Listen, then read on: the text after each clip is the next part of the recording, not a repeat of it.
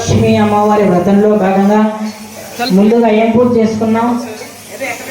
వినాయకుడికి పూజ చేసుకున్నాం.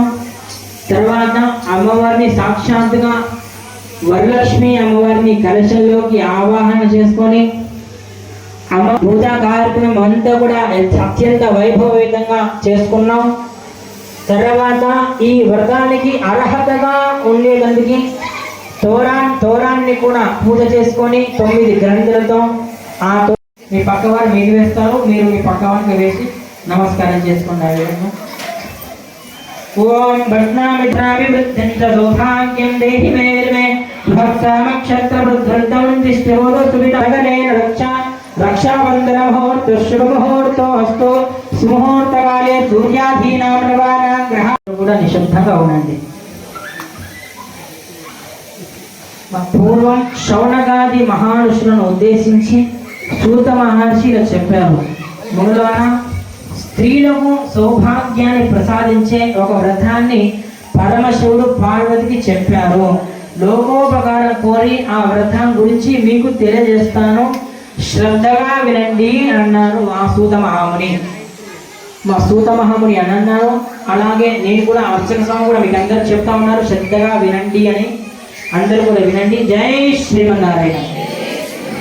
ఇక పరమేశ్వరుడు ఒకనాడు తన భస్మ సింహాసనపై కూర్చొని ఉండగా పార్వతీ అమ్మవారు ఇలా అన్నారు, ఓ నాథ, స్త్రీలు సర్వ సౌఖ్యాలు పొంది పుత్ర పౌత్రాభివృద్ధిగా ధరించుటకు తగిన వ్రతం ఒక దానిని చెప్పండి అని కోరింది ఆ పార్వతీ అమ్మవారు.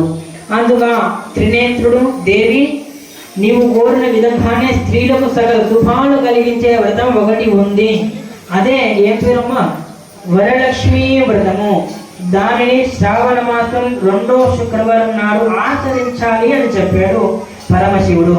ఇప్పుడు ఆ పార్వతీదేవి, దేవా, ఈ వరలక్ష్మి వ్రతాన్ని ఆది ఎవరైనా చేశారా? చేస్తే ఈ వ్రతాన్ని ఎలా చేయాలో వివరంగా చెప్పండి అని కోరింది.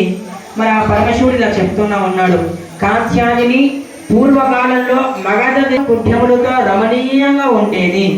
ఆ పురంలో చారుమతి అనే ఒక బ్రాహ్మణ స్త్రీ ఉండేది.